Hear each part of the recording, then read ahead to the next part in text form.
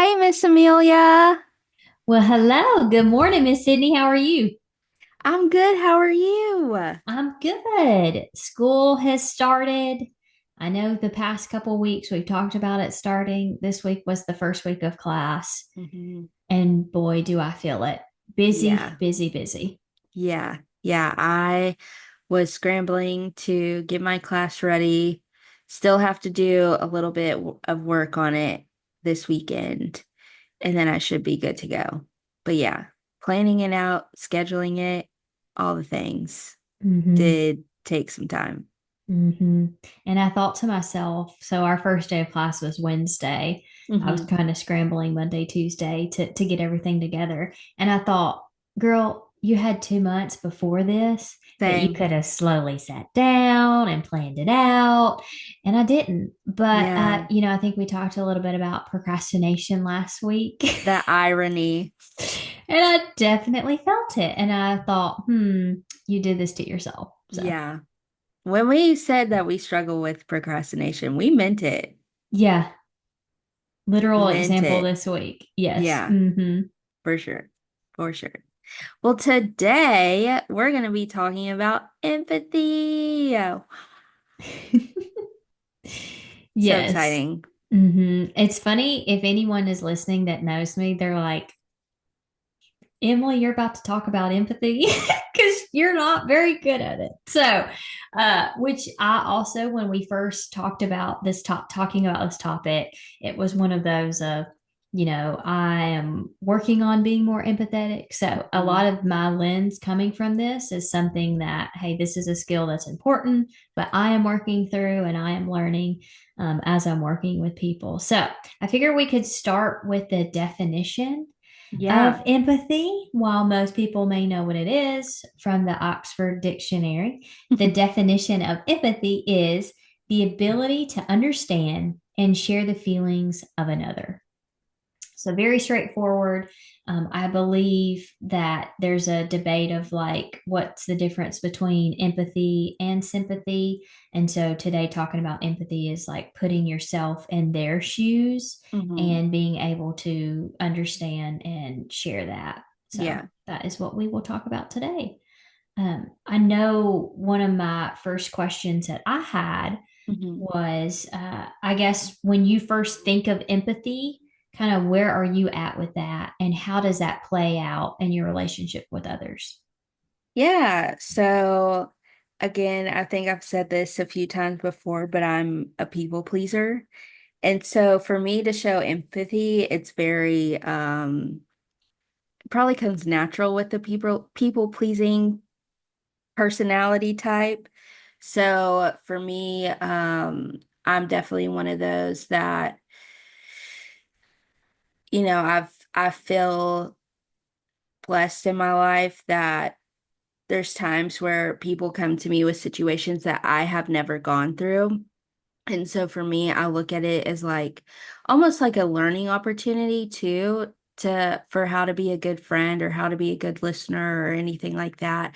Of like you said before, putting yourself in their shoes, trying to understand where the other person is coming from so that way I can be that good friend to them or be the listening ear that they need or the shoulder to cry on or anything like that. I know that sounds cheesy, but for me it's just definitely trying to understand and hear people out rather than just trying to um speak on yourself and speak what you would do in a situation or, only really tell your opinions when it's asked for or anything like that. And so for me, I think I pride myself on being a good listener. And sometimes I feel like I miss my calling of being a therapist or like a counselor because I really just try to sit there and listen because I know it makes the other person feel heard, especially when I remember small details about certain things. It really tries it. I feel like it makes people feel like they have been heard and that um, I did show empathy towards them. in certain situations. So I think for me, the people pleaser in me really helps me. I wouldn't say succeed, but it definitely helps me because there's areas of improvement that I can really show in this area. Just because there's sometimes where like people are talking to me and I'm like, okay, you're being dramatic, or you need to just rub some dirt on it and get over it. But there's sometimes where it's like I really need to be understanding because you just never know when this is their cry for help. And so definitely like being in that, taking that on and seeing it as that helps me hear people out and just listen and allow people to talk because whether we like to admit it to ourselves or not, we all like to hear ourselves talk. So, um, just being able to have people give people that space helps me show empathy towards others. So, Yeah, you mentioning being like having a listening ear, like being an active listener as well. mhm. That had looked myself up. Hey, what are some ways to be empathetic? I'm looking down at my notes. I had looked on the interweb and had that, and the first thing that was listed was be an active listener. Mhm. Because I think, and I wrote it down because I'm like, yeah, that's something that I can do. Because I was reading something that talked about different ways in which we listen. Yeah. And I may have talked about this before, but kind of like we have certain responses. So when we're listening, are you someone who's like, trying to, relate, but maybe doing it in a one upping way? That may Mhm. not be the best. Are you only listening to respond? Are Mhm. you actually listening? And that was kind of a um, thing for me of, hey, like whenever I'm listening, like don't just be listen, like actually listen. Yeah. Don't just think of like, okay, what is my response going to be? Because Mhm. I think, there's this feeling as a human like we can't have silence when we're talking. Like, Mhm. hey, question, answer, call, response. And it's like, actually listen. And if you need time to think to respond, that works. So I think when people actually are listening and you can tell, Mhm. then that makes a difference. So, if you're going through something and someone's listening to you, you're not always looking for, hey, I need the answer, or like, Yeah. I'm coming to you to give me a solution. It's like, I just want to vent, or I just want someone to actually listen. Yeah. And when you start to hang out with people and talk, which I think goes to our discernment and Mhm. goes to kind of my love language being quality time, like I can tell when someone is not actually listening and when they're distracted. And Mhm. so it definitely sets the tone of if you're being an active listener. So that's one thing I think is feasible for most people to be able to do, and all of that. So that was one of my top things that said be an active listener.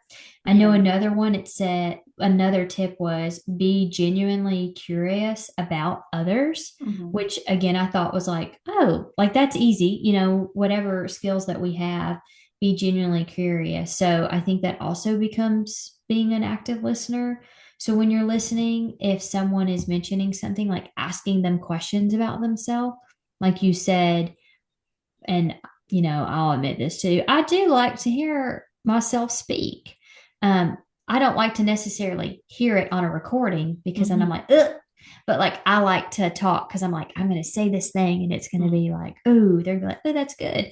And so I think when you ask people questions about what's going on, then they're able to explain it a little bit more so they can say, oh, she's actually listening to me, or he's Mhm. actually listening to me. So that was one thing that I thought was interesting.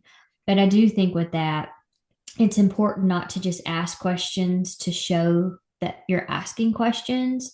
And Mhm. I say this, for example, I think a common thing when you have the weekend and you go into work on Monday, people will be like, hey, what did you do this weekend?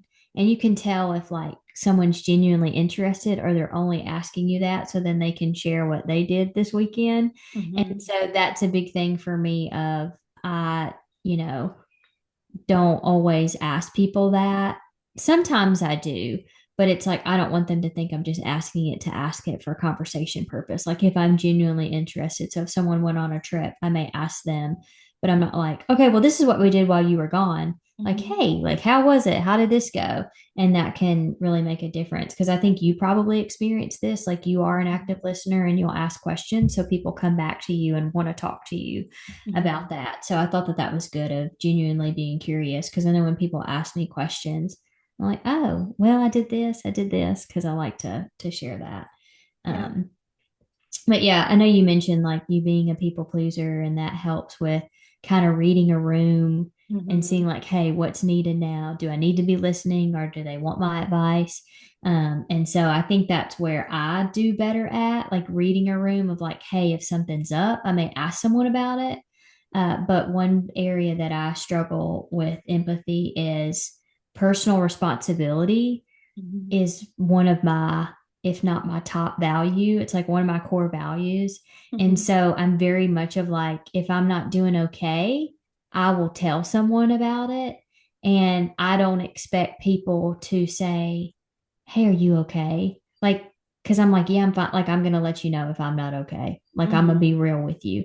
And so a lot of the times I'm not really good at, I can see if someone's down, but Mhm. I don't ask because for me, if I'm not talking to you about it, I may not want to talk to you about it. So I Mhm. think everyone's like me. I'm like, like for instance, this is a good example. If I like trip and fall and get hurt, I don't want people, everybody like, are you okay? Are you okay? I'm like, don't look at me. Get away, get away. I'll let you know if I need a band aid. And Mhm. so I take that very much of like, if I'm feeling down, I don't want someone to be like, are you okay? Are you okay? I'm like, I will call my mother and I will talk it out if I'm not okay. Like, you may not be the Right. person I want to talk to about it. And so I think other people are like that. And I realize that that's not also the case. Some people are not comfortable saying something yet and they want someone to ask them about it.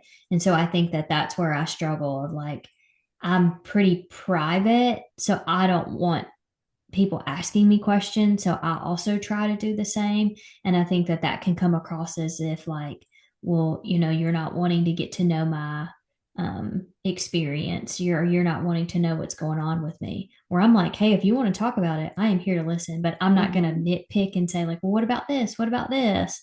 Mhm. Um, and again, that's just the way I operate because I'm like, I'm going to let you know. Mhm. And two, I think it's just one of those of sometimes with passive aggressiveness, like I'm Mhm. like, if you want to say it, just say it. So I think that Mhm. also kind of bleeds into my empathy. Like, hey, if you're struggling, just say something. And then Yeah. we'll talk. Like, if you are open with it, let's talk about it. But I don't like reading into, you were short with me. You may be mad at me. Like, let's talk about it. So I Mhm. know that that is kind of one of the things that I struggle with. But the way that I am a little bit more empathetic is being that active listener, like you Mhm. said. Yeah, I think it also, like you were saying, there's a fine line and like a healthy boundary of like being overbearing, showing empathy, and then Mhm. just like being chill and showing empathy too. Mhm. And I think it's more so people are looking for, I just want to be chill and show empathy towards that person, or I want this person to be chill and show empathy towards me. Because I think when you ask like kind of like how you know, feel when people are like, are you okay? Are you okay? Are you okay? It kind of gets overwhelming. It actually gets overwhelming. It's not kind of. It gets overwhelming to the point where like people just it's almost like it sends them more into a down spiral Mhm. than actually helping them back up. And so I think sometimes like if someone's like, hey, like I'm okay, I'll come and talk to you when I'm ready, like take that for an answer. Because like no means no. And like some people need to like a lot of people need to understand that. Like when people are ready to talk about things, they will come and talk to you. And Mhm. I feel like that's why a lot of people, I will say sometimes feel like they can come and talk to me is because I'm not going to be someone who's overbearing. Like, if you want to tell me, you can tell me. You know I have an open door policy, sometimes a little too open. I'm like, Lord of mercy, I'm gonna need y'all to get out my office. But I do think there's a way to make sure that you're trying to show healthy empathy rather than just kind of going into like this panic mode of like, oh my God, they're, down spiraling and I need to, fight or flight moment. And so I think too, it's kind of like there's definitely a way to show healthy empathy and just like be cool. Everybody be cool. Like, don't Mhm. feel like you have to just automatically fix everything. I know sometimes for us women, it's a little hard because some of us feel like we have like that maternal instinct, even if we don't have kids, of like, we just want to make sure that we're fixing everything. But it's like some people aren't going to learn until you're actively listening and telling them what they actually need to hear. So if you're just chill and you're actively listening, being chill, then like we can go a lot further than if you're just like, da da da da da, are you okay? Are you okay? Are you okay? Because like I would ask you once, Emily, if you felt, are you okay? And then if you were like, yeah, I'm good, I would leave it alone. And I would Mhm. trust that if she really needs help, she would tell me. If she really needs me to take her to the hospital, she would tell me. So, Mhm. like, I'm not one, I'll take your answer for what it is Mhm. and know that if you're not telling me the truth, then like, that's you. But like, I just want you to know I'm here. And I know that you know that I'm here. So, like, everybody chill. Everybody chill. I like that distinction because it actually leads to my next question. Hmm. Can excessive empathy have negative effects? Hmm. And so because I was like, yeah. And I like that distinction of healthy empathy and like, you didn't say overbearing. What did you say? Oh, child, Maybe excessive, yeah, excessive like that. So I like that distinction of. So I guess mhm. the question is, you touched on it. Can excessive empathy have negative impacts? Yes, it absolutely can. Because for me, you like overbearing makes me feel more anxious and makes Mm-hmm. me feel like I'm claustrophobic and I'm starting to like get into like this tiny box and I have nowhere to escape to. Mm-hmm. And so I hate feeling like that. Like, give me space. Dakota knows too, like, if I've had a long day at work or anything like that, he knows that, like, we can sit on the couch. I want him to be in the same room, but I don't want him to be like right up on me. Mm-hmm. So, like, for us, we'll say, like, hey, I want you in my space, but I don't want you to be right up on me in my space. Mm-hmm. Like, I would like to be on one side of the couch and you be on the other, but just knowing that you're there is good with me. Like, I'm Mm-hmm. totally fine with that. Um, and so that's definitely something that we had to learn through, especially just for each other. That's not just for me or for him, but we had to make sure that we're actively communicating that in the sense of like, this is what we need from each other if we've had a hard day or anything like that. And so I do think that when you do have that excess empathy, it will have that negative impact because this person's already feeling stressed, depressed, maybe anxious, a lot of emotions going through them. And so the fact that like that you're already having to show them empathy. And so in that sense, you don't want to add on to that. And so I think being able to learn and be able to read the room on what the person needs is what you have to do. And I think if, say, let's just go back to the scenario since you um, brought this out. Like if you fell and I kept asking you over and over and over again, hey, are you okay? Even if it's like 30-minute increments, like, hey, are you okay? Like that's a lot because you Mm-hmm. just went through like a certain situation where, yeah, you might feel embarrassed. Yeah, you might feel like there might be pain in your leg or something like that. So you're already going through your emotions already. Me keeping on pressing you like, hey, are you okay? Even though I might be coming from a place of like sincerity and make wanting to make sure that you're good and care, um, that can feel overbearing to someone who is already feeling a lot of emotions in that moment, even though it's like you maybe just tripped. I don't know. But it's still like there's a lot of emotions that get trapped to those certain instances. And so I think being overbearing and trying to make sure that you're taking care of that person can be a lot for a lot of people. Now there might be some people out there that want you to like keep asking every 30 minutes, like, hey, are you good? Whatever. But I think there's a lot of people like you have to be able to read the room and know, is excessive empathy gonna um have more negative impacts in this situation, or will it actually help this person kind of process their emotions and let them see what they're feeling? I don't know. Mhm. So yeah, I think it can cause more negative impacts than it can positive impacts for sure. Mm-hmm. Yeah, because I think about you mentioning that overbearing Hmm. asking, sometimes there may actually be nothing there. So I think about, Yeah. so yesterday I woke up, I think it's because of allergies. I woke Hmm. up and my eye was red Hmm. and I wore my glasses and like eyes red glasses. And I'm like, no one asked me about this, but it's like if I didn't put on eye makeup, like, oh my gosh, are you okay? Hmm. And it's like, yeah, do I look? Because they're having to do I, or I just was late and I didn't put my eye makeup on. Are you Hmm. okay? Yeah. What? You just look like you're tired. Uh, I mean, yeah, but do I look bad? And then I start to like overanalyze, like, oh my Right. gosh, I look bad. And so again, no one asked me this, but I'm like, if it would have been that, I don't need to talk about how I randomly woke up and my eye was red. It is fine now. Yeah. So I think those. But then if it would have been like, I'm like, oh, my eye hurts, or, I just can't see. Then it's like, hey, you okay? Yeah, okay. Yeah. So I think that sometimes it can make people self-conscious, or like maybe they just had like a bad interaction and they just need time to work it out on themselves. Hmm. They don't need to talk about it and then move on.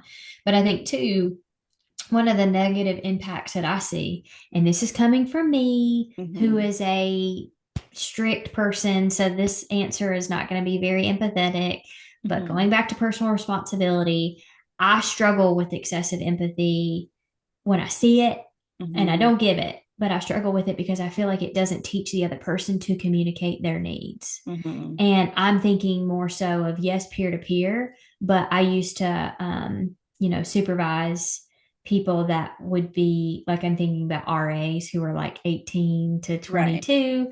And so I think about like as a supervisor, if I was always like, hey, you're acting different. Are you okay? Are you okay? Are you okay? Every single time, I think it enabled them to not like communicate like, hey, I'm not feeling good today. I'm fine. I don't need to be checked in with, but like I'll talk to you tomorrow. Hmm. And so I saw, while I didn't practice excessive empathy, I could see from other people of, one, that must be exhausting. Like Hmm. then you're asking everyone, now your cup is empty. Hmm. Now I got to make sure that, so it's just kind of that. I feel like it doesn't teach personal responsibility because, like if you mentioned you and Dakota of, learning to communicate of, which I think is important in a Hmm. relationship of, because if you're just sitting on the side of the couch and he's like, hey, let's cuddle. And you're like, no, Hmm. like, and you in your head are like, he should read into my no is different than no. Hmm. And then he's like, well, she's mad at me, and it has nothing to Hmm. do with him. It's like something that happened at work. And you're like, I Yeah. just need my space, but in about 30 minutes, I'll be fine. Yeah. And so it hits very different of no than, hey, I had a hard day at work. If you Hmm. could just hang out over there, I want to be with you, but not with you. Hmm. And in 30 minutes, let's do. So it just hits different of you being able to communicate. And Hmm. if when he says, are you okay? and you say no, he knows, well, I've got to ask three more times before she actually tells me. That Mm-hmm. can be very exhausting for the other person, where it's like, hey, Mm-hmm. if you're just upfront and open about it, then I know it's got nothing to do with me. Or if Dakota's like, I want to know if it is me. Like, did I Yeah. do something with the dishes that you didn't like? Like, let's talk about it so I don't continue to do it wrong. Yeah. And so I think that that is really important with, you know, trusting what people say is accurate. And if it's not, letting them be the guiding of that ship. Like, it's not, Mm-hmm. I don't think it's your responsibility to read into people's no's Mm-hmm. and read into people's yeses. So, for instance, when you ask someone to do something and they're like, yeah, I'll do it. That's like a, you don't want to, but I need you to do it. So then do I Mm-hmm. need to ask you, well, do you really not want to do this? And then I've got to ask three more times before you actually, like that. I can't. That's why I struggle with empathy. Because I'm like, Mm-hmm. I can read a room if someone's down and I can ask them. But like, if you say you're going to do something, I can't read into if you're actually going to do it or not. Or Mm-hmm. if you don't want to do something, I can't read into like, you're only saying this because someone else doesn't want you to do it. So that's where I struggle with empathy sometimes of, Mm-hmm. let's just communicate what we're feeling, which is tough. Mm-hmm. But I do think some of the negative, the excessive empathy is just what you said of, it can be overbearing if someone is actually processing something. But then it also, I think, doesn't teach people to have that personal responsibility. Mm-hmm. Um, but the last point that I just had 3 points that I found from the interweb: be an active listener, be genuinely curious of others. And then the last is validating others' feelings. Mm-hmm. So I think that that's important of when you are listening and you feel that someone is kind of reaching of like, hey, even if you don't maybe understand something, validating their feelings. And I say to a certain extent, again, this is me being my strict self of, if you come to me, Sydney, I'm just, because you mentioned Dakota, I'm going to say this. Dakota's making me so mad. I just want to hurt him. Yeah, that's valid. I'm not going to be like, that's valid. I'm going to be Mm-hmm. like, that's valid that you're frustrated with him, but like, maybe let's not hurt him.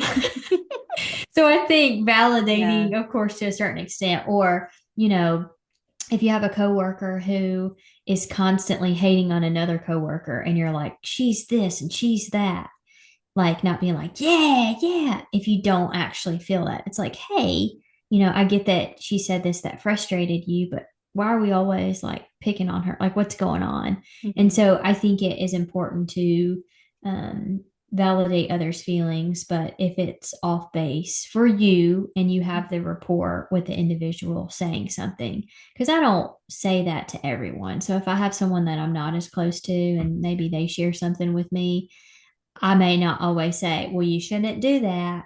But like, Mm-hmm. if I'm talking with someone I'm really close to, I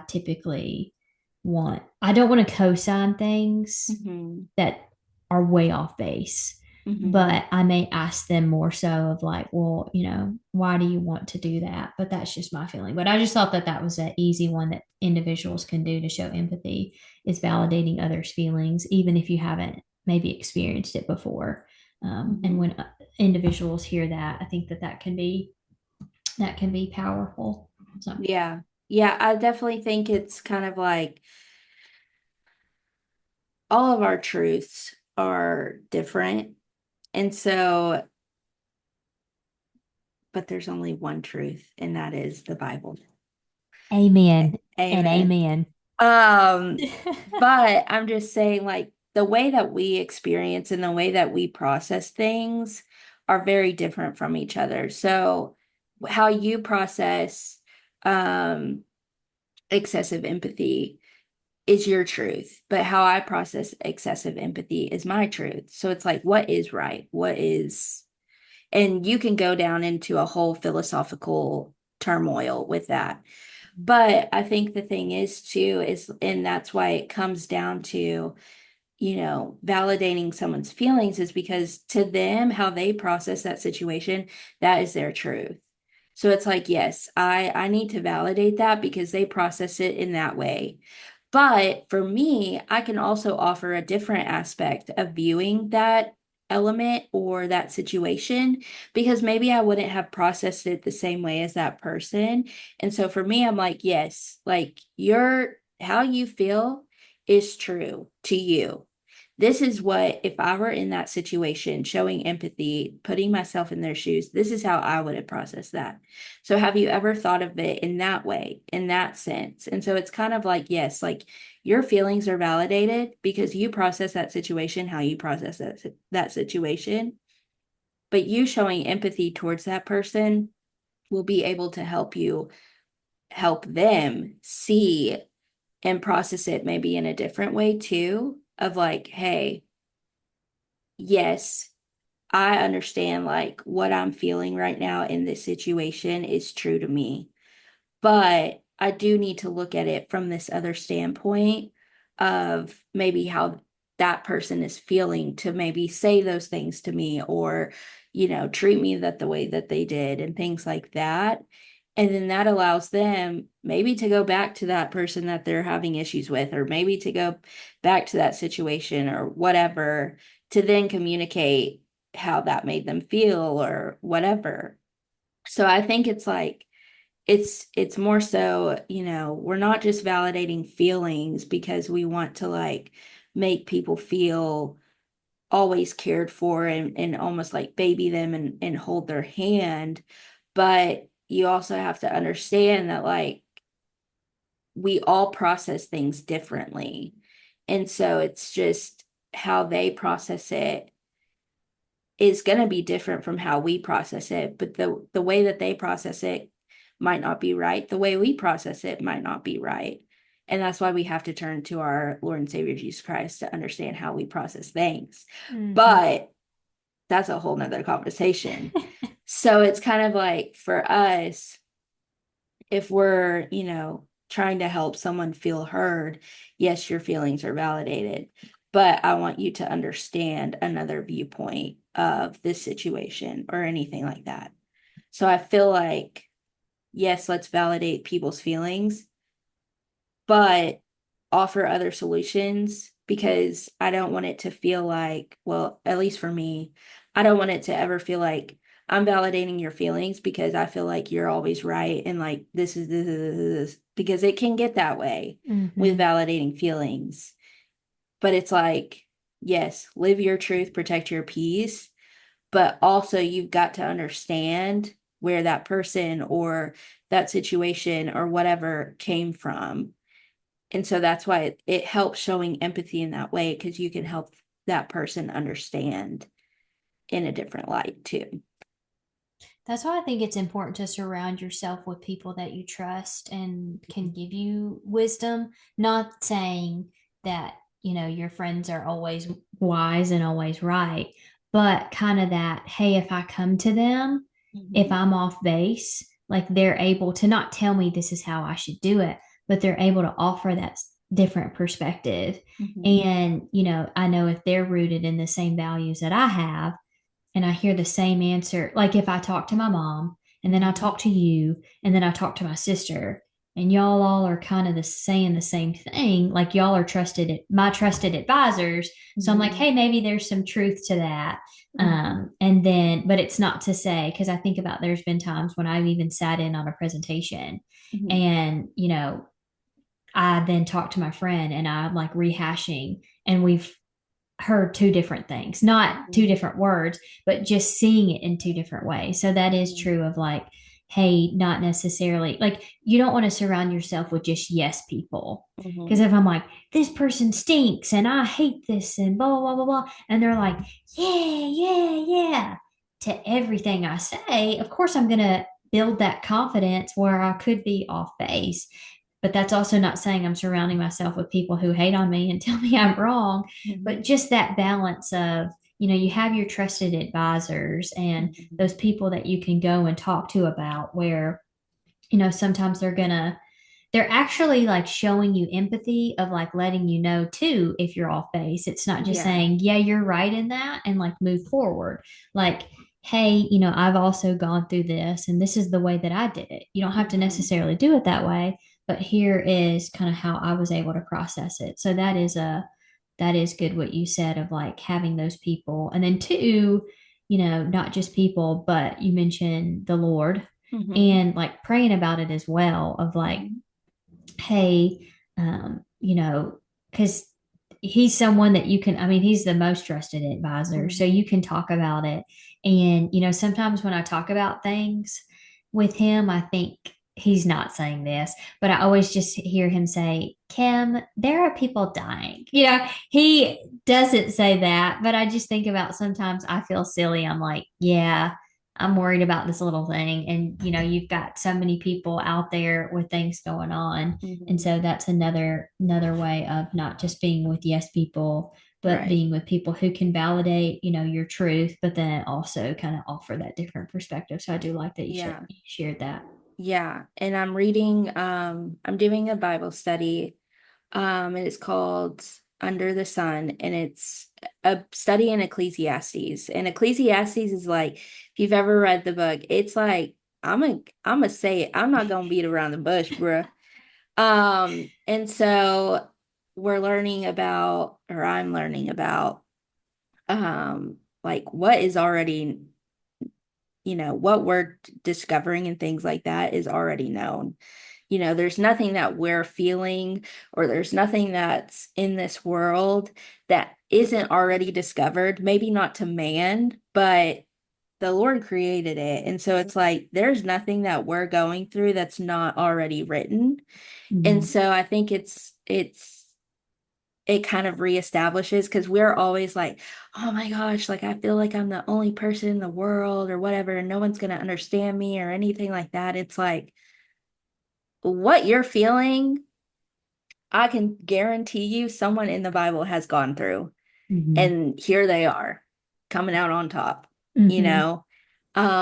And so I think that's sometimes like how we can put it into perspective too. And it's not so much like rub some dirt on it and get over it, but sometimes it is like that. And it's like you've got to pick yourself up and understand that what you're going through, someone has already gone through it for us and paid the ultimate price for us. And so it's like, you're not someone, he has already gone through it for us. He's already gone through all of these emotions of anxiety, depression, anger, fear, all of that for us. And for us, like, those should be washed away. So it's like, why do we still feel those emotions and things like that? And yes, we are in a broken world and everything like that, but it's still like, it's reassuring to know when you are trying to look for someone to like show you empathy, read the word. Mhm.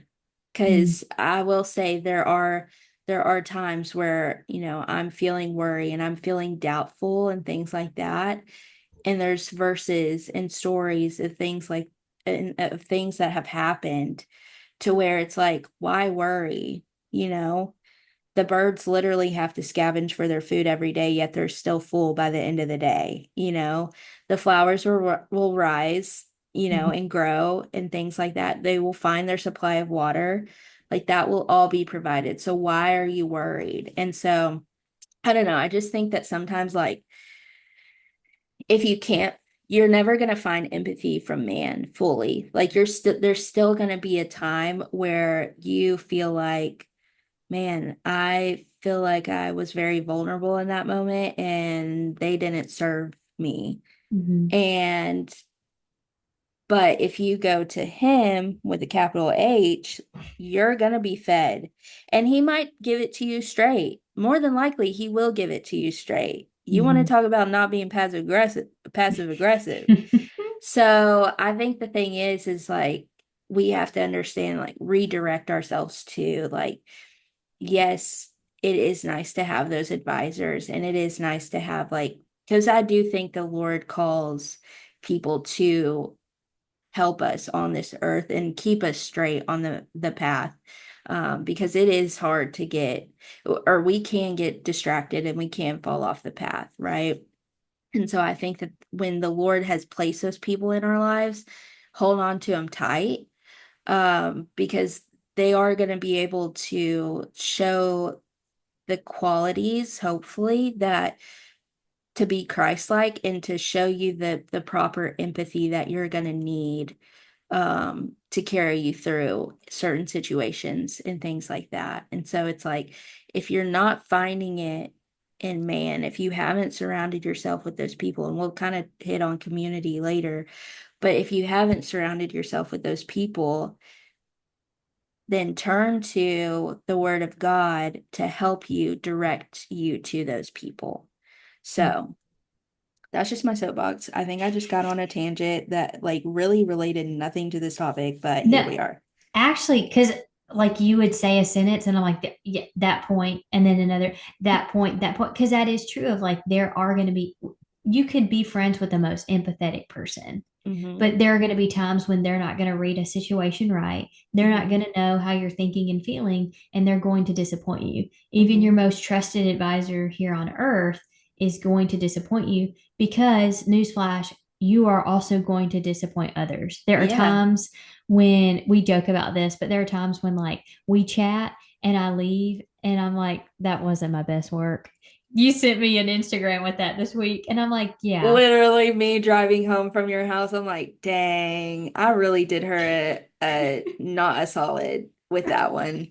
but I will overanalyze of like, did I say the right thing? Did I do the right thing? And then, and I know like, well, shoot, she knows my intentions. So like, quit worrying about it. But there are going to be times, even when I'm trying my hardest, where, I'm going to say something that's not what you needed to hear, or, or I didn't, you were really feeling down. You wanted me to read into it and I didn't. So, like, while we are here, there's always going to be times when people will disappoint us because that's just the way that it works.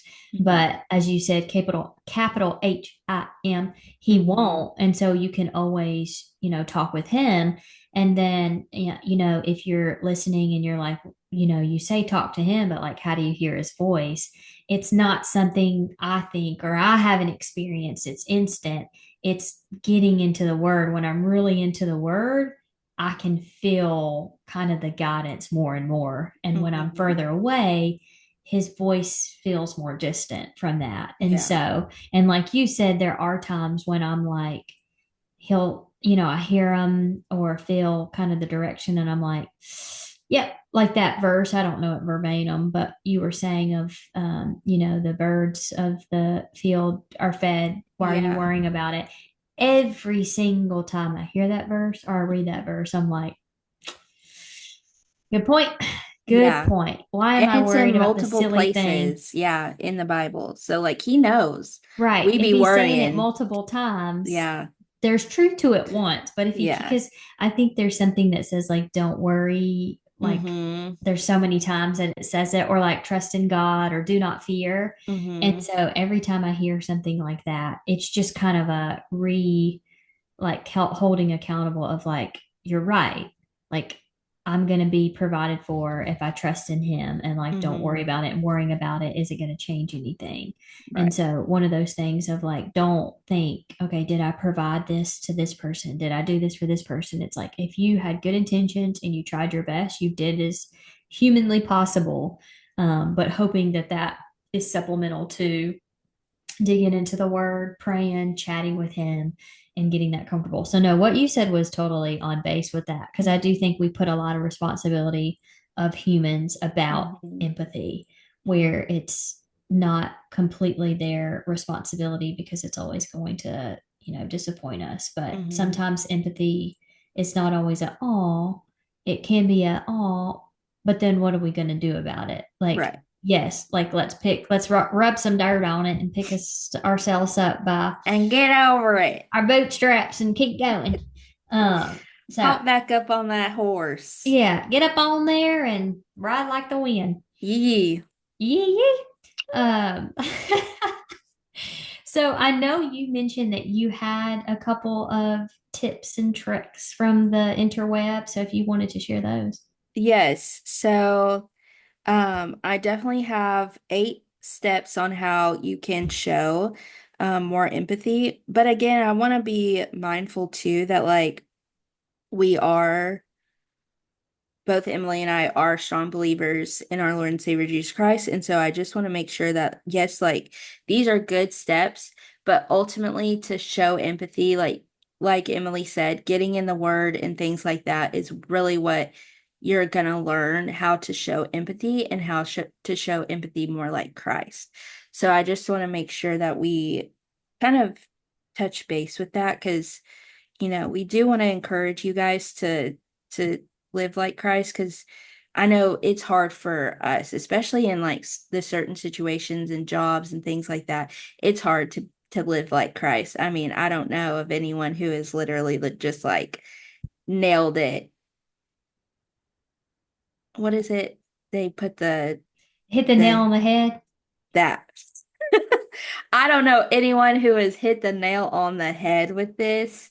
Um, but I think that these steps can show us how to start showing empathy a little bit better. And then maybe you can take these steps and go find them in the Bible to see how you can show empathy Christ-like. So, first step is listen actively.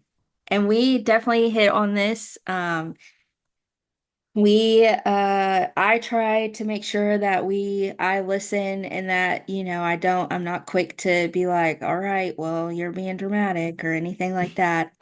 So listen actively, focus fully on the person speaking without interrupting, maintain eye contact and nod to show you are engaged, and then avoid distractions like your phone or other activities. And Emily and I are big proponents of this. If I am talking to you, you put that phone down. Put it down. Mm-hmm. And if you do have to respond to a message or something like that, like Emily said, open communication. Like be open about, hey, let me respond really quick to this person because this is kind of urgent. And then I will be all ears. You can tell me what you're feeling. So definitely communicate that. It's okay too. Number two, acknowledge their feelings. So we kind of touched on this too. You're going to recognize and validate the emotions they are expressing. Use phrases like, I can see that you're upset, or it sounds like this has been really difficult for you. And again, we always want to make sure that we're being real and chill with all of this. So make sure that when you are, acknowledging their feelings, that yes, you are acknowledging their feelings. But if there's ever a situation where you feel like you need to teach someone in this moment, make sure you're openly communicating that and not just leaving it at validating their feelings. Because sometimes they got to know what's good because sometimes people be wild. And so, number three, put yourself in their shoes. So, try to imagine how they are feeling and why. Reflect on how you might feel in a similar situation to better understand their perspective. So, definitely try to see where they're coming from.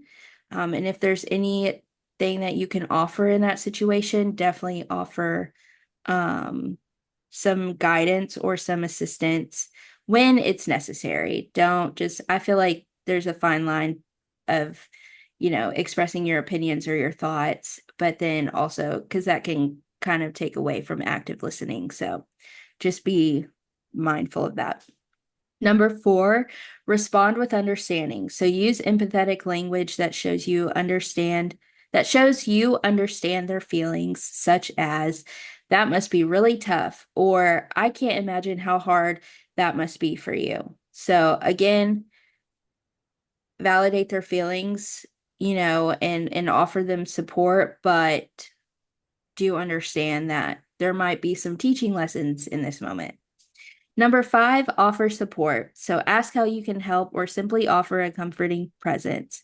Sometimes just being there and offering a listening ear can be the best support. So offer support.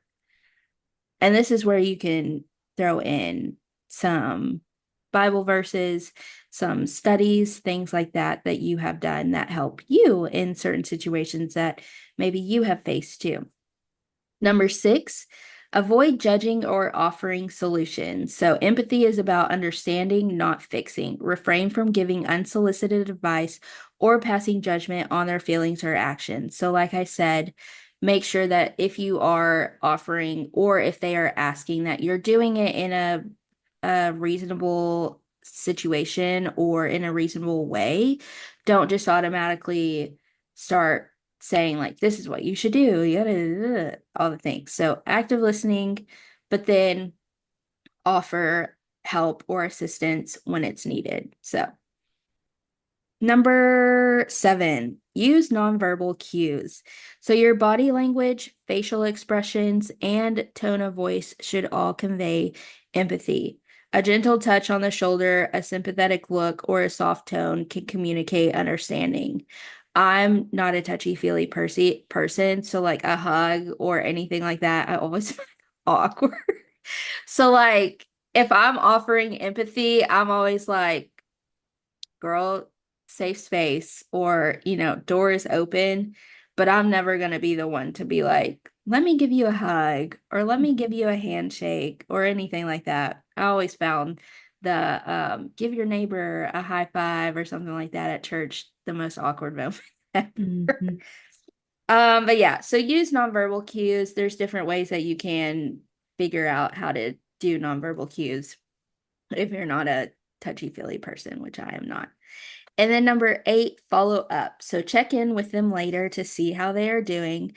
This shows that you care about their well-being beyond the initial conversation. So I think follow-ups are good just to see how people are going, but let some time pass too. I don't think, just having the conversation and then like immediately, like an hour later or maybe later that day, it's kind of like, hey, how are you feeling? It's kind of let some time pass, let some hours sink in for them to process everything that you might have said back to them or anything like that. So, anyway, practicing these steps consistently can help you build stronger, more empathetic relationships with others.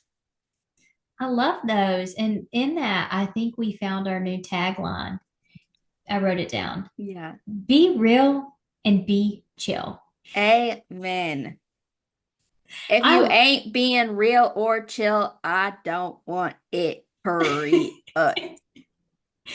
I like those because Yeah. those felt all of the 8 that you shared, they feel realistic, so feasible to do, but also not fake, like Yeah. genuine of like not being a fixer. I think, people aren't always wanting your advice. Yeah. Just, read the room and all that. So thank you for sharing those. For sure. For sure. So I know, talked about empathy. Now, our typical little segment. What are you currently doing to fight those Sunday scaries? Yeah. So actually, I've really thought about this a lot because so my husband's in medical school. He's in his 4th year right now. And so for me, he's actually doing a lot of rotations away soon. He actually leaves tomorrow for one of them. And so I feel like I'm gonna be Sunday scaries galore tomorrow.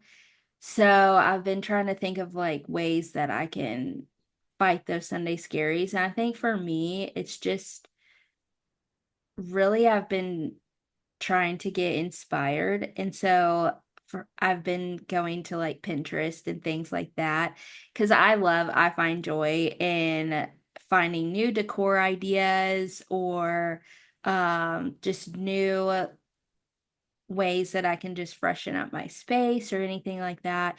And since we're about to change seasons and things like that, we have our fall decor about to come out and things. So I've just been trying to like get inspired for what's the new fall decor gonna look like.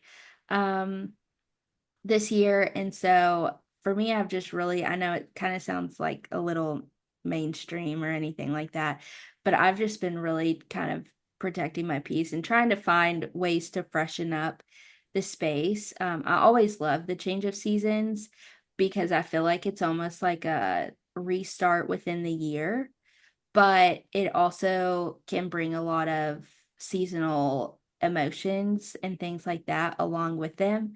So I've really just been trying to kind of get started for the new season and get a new focus. What's inspiring me this season, or what am I going to try to work on personally for me this season? And so that's kind of how I've been really trying to defeat the Sunday scaries and get excited about the change in season. So I like that. Yeah. Yeah. Now that it's only been a couple days this week, but there, I think it was maybe Thursday when I went to work, it was like 68 and there was a Mhm. chill in the air. Like an hour later, it was hot. But I was like, Yeah. ooh, I could get used to this. So I Yes. love, like, I even this morning got my fall stuff out and I'm going to put Yeah. it out this afternoon, Love that. even though it is not quite the first day of fall here's in a Yes. month from now, but Yeah. I'm loving moving into that. So I'm excited Yeah. about fall as well. For sure. For sure. Yeah. I know, well, for me, I think I've given this answer a couple of times, but I am a girl of routine. So I Hmm. typically do the same thing every day for like a month and then I'll change it up. Yeah. But still, this space of the No More Sunday Scaries is just giving me so much joy Hmm. because we post our episode on Sunday, 3, 4, around those Sunday scary times. And every time, like I click post to Spotify, I go over to Spotify, and when I see it pop up, it just is like, oh my gosh, like this is real. Like this is so cool. It's just so Yeah. cool to be able, the access that we have these days to create a space for talking about these things and Yeah. just kind of, even after we like get done recording, I just have this like feeling like oh, it's so much fun to talk about it. So I think me fighting Sunday scaries is then doing the No More Sunday Scaries thing and just thinking of content and all of that. I Hmm. think it's just a great creative outlet in a place that I have um, during that, Sunday scaries times of when 3 hits, having okay, don't think about the week. Like, Hmm. let's focus on this. This is a great opportunity. Post the Instagram, post the TikTok, post the episode. And then Yeah. it's fun to just have that out there. So that's kind of been for the past month, maybe a couple months, been a source of fighting Sunday scaries for me. So I'm excited to continue to dive into different values, like talking about empathy and talking about different things. It's just lifestyle stuff. So Yeah. I enjoy that, and that we're not coming from a lens of like, hey, we're experts and we don't get Sunday scaries. And it's like, Yeah. hey, how are we also working through this as we're going through it? So that would be a source now, and probably the next 5 episodes, it will still be a source because I will find something new in a couple months. Love that. Love that. Well, cool. Well, I enjoyed our conversation today. I hope that we offered some ideas or new ways of thinking to someone out there when it comes to empathy and how you can be a more empathetic person and be that good friend or partner or anything like that. So we are signing off.